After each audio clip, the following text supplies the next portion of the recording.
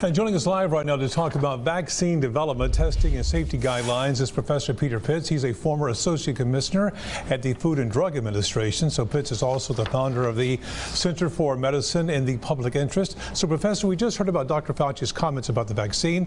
What's your take about that and the timeline?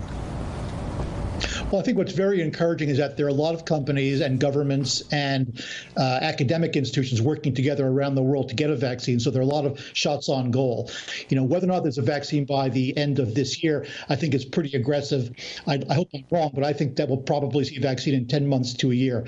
But having the repurposed therapeutics and new therapeutics coming online to treat people with COVID-19, especially those who are hospitalized, as Dr. Fauci said, is crucially important because as we open the economy, we want to make sure that we're protecting our citizens that are most at risk.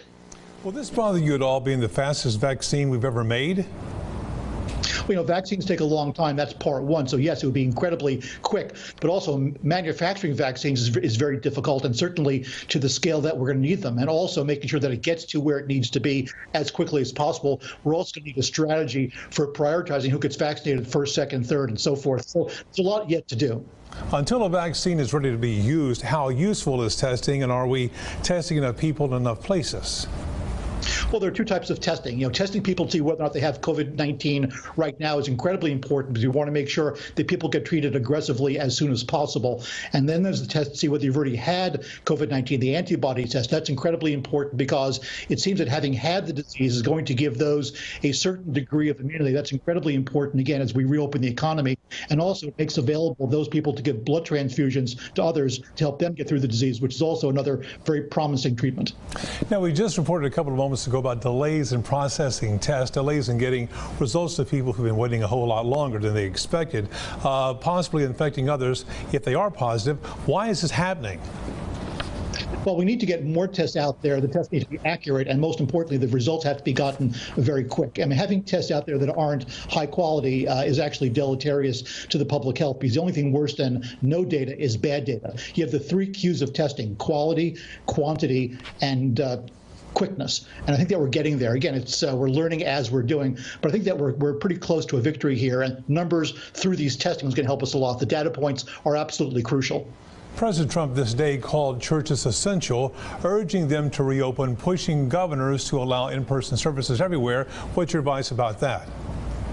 I think that, you know, government sets guidelines. I think people need to make their decisions. Ultimately, you know, short of a vaccine, we're going to beat COVID-19 by being responsible. Social distancing, you know, enhanced personal hygiene, wearing masks. I think going to church is a personal choice. Personally, I think it's risky. And we're going to have to look at those people, our neighbors and friends, to do the right thing, because beating COVID-19 right now is only going to be as successful as our weakest link. And the more we congregate, whether in church or beaches or restaurants, the higher the risk. So it's a risk-benefit proposition that people are going to have to make for themselves. But it certainly is not risk-free. Okay, parents are trying to decide on whether to send their children to summertime camps and summer school and summer sports leagues. What's your thought about that? Again, you know, it depends what type of risk threshold a parent is willing to have. It seems that children come down with COVID-19 less, but they are spreaders. So we don't want children to get infected and go home and infect, you know, other adults. So again, you know, I don't think that sending a child to camp to make an adult summer more enjoyable is the right move. But then again, I think that's a personal choice that people have to make, and they have to make that choice responsibly with an understanding that their choice is going to impact not just their kids, but their whole neighborhood and community. Mr. Pitts, thank you very much for your time. My pleasure. Thank you.